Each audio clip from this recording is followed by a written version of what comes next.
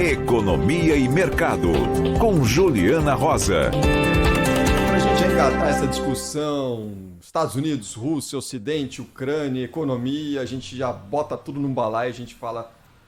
Chamando aqui para esse debate também a Juliana Rosa conosco, a partir de agora nos Bastidores do Poder. Boa tarde, Ju, tudo bom? Tudo bom, Cris? Boa tarde. Tudo bom, Lana? Tô aqui pertinho deles. Eu vim aqui de pertinho, Cris. Boa tarde.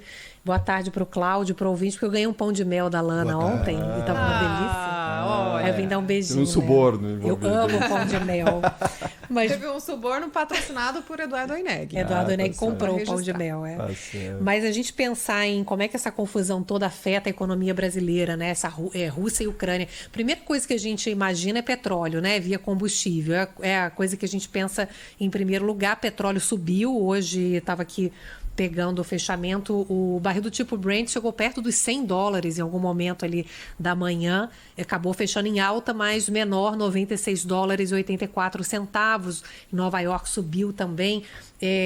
Agora, por outro lado, quando a gente pensa em combustível, a gente tem 3 componentes de preço de combustível no Brasil, que é petróleo, dólar e o álcool anidro. E tanto o dólar quanto o álcool estão em queda. Então, isso talvez possa equilibrar um pouco. A gente não sabe até onde pode ir esse petróleo, claro, né? Se tiver, de fato, uma invasão ali mais agressiva, porque, por enquanto, não se chama invasão, né? Uhum. A Rússia deu uma entradinha ali de leve na Ucrânia como uma missão de paz. Estou ajudando o pessoal. Estou ajudando o pessoal aqui, né? Que é meu amigo, né? Na fronteira. Porque, realmente, essas regiões separatistas nem são consideradas Ucrânia, né? Porque o governo não tem os militares ali, então já são regiões tomadas por separatistas. Então, na prática ali, é como se ele não tivesse entrado dentro da Ucrânia. Mas, enfim, mas a gente tem esse petróleo que subiu, mas não subiu tanto, e também porque nesse discurso do presidente americano Joe Biden, o mundo todo parou para ouvir, porque quando ele fala em sanções, o que pode ser muito grave aqui para a gente? É quando você imagina que eles poderiam tirar a Rússia, eu estava apurando aqui com os analistas, de um sistema de pagamentos que poderia impedir troca de dinheiro em importações e exportações. E isso, sim, significaria um problema grave para a gente, porque a gente depende muito de fertilizante da Rússia. 20% ali dos fertilizantes a gente compra da Rússia. E está tudo muito caro. Imagina se tiver um conflito ali, uma guerra que pudesse impedir não só a distribuição, mas também impedir esse comércio. Era isso, o negócio... É um negócio complexo aqui, mas tinha uma coisa específica que o pessoal do mercado financeiro estava olhando para ver se ia ter alguma sanção mais grave. Então, a gente meio que até sentiu no final agora do dia, o mercado americano começou a cair menos. Então, são sanções consideradas até leves, pelo que poderia ser mais grave. Outra coisa que eu achei interessante, você pensa em fertilizante, é agro, né? Uhum. Fertilizante mais caro, petróleo afeta gás também, o preço do gás, fica mais caro o fertilizante e fica mais caro o alimento também, né? Porque você vai plantar. E tem uma questão interessante, estava pesquisando agora, conversando com um especialista em agro, que do Itaú BBA, o César Castro, e ele falou que o pessoal do agro ainda não comprou fertilizante aqui no Brasil, porque está esperando baixar de preço.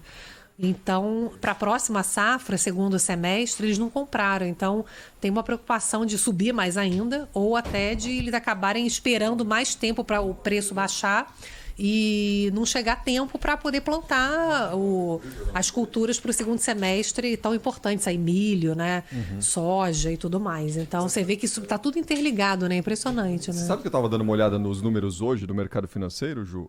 E ontem você estava falando sobre essa queda do dólar, né? Que a gente observou desde o começo do ano para cá. E eu digo para você que hoje o euro é o dólar do começo do ano. 5,72 o euro. Quanto tempo a gente não viu o euro nesse patamar? A gente estava em 5,70 o real no finalzinho do ano passado. Era o dólar, né? Era o dólar, exatamente. Hoje fechou 5,5. 5,5, E dizem que poderia cair até mais do que abaixo de 5. Tem muita gente me perguntando, até que faz negócios, que traz coisa importada. Será que eu espero? Pode cair mais? Poder pode, porque a gente está vivendo realmente uma entrada de recursos estrangeiros forte aqui no Brasil. Um fluxo surpreendente. Na Bolsa, estava olhando os números aqui, por dia estão entrando de 1,5 bilhão a 2 bilhões de dinheiro novo na Bolsa, estrangeiro buscando oportunidades aqui no Brasil. O Bovespa subiu hoje, inclusive. Pois é, na contramão dos mercados. A Europa caiu, a Ásia caiu, os Estados Unidos estão caindo. Então o Brasil está numa boa fase. A gente está com juro alto também, né? Então os gringos vêm, obviamente, buscar rentabilidade. Mas o lado bom é que o juro alto, o Banco Central pensa nisso também. Né? Puxar o dólar para baixo e com isso aliviar a inflação, né? Então vamos ver se a gente consegue ficar mais tempo aí com esse dólar baixo para aliviar a inflação e equilibrar essa alta de petróleo, né? Paulo Guedes, como sempre, muito otimista num evento hoje, falando que vão rever o crescimento do Brasil. Sempre tem esse discurso mais para cima, né? Decolando. Bom, a gente já sabe como que faz para Juliana Rosa vir aqui ao estúdio da Rádio Bandeirantes, então vamos providenciar um estoque de pães de mel para que ela esteja sempre conosco, mas de qualquer forma ela volta amanhã conosco em mais um Bastidores do Poder. Cláudio Humberto, quando você vier, você traz pão de mel, aí eu venho sempre. Ou você polpetone. vem aqui. Levarei um pacote. Ju, valeu, até amanhã. Um beijão. Até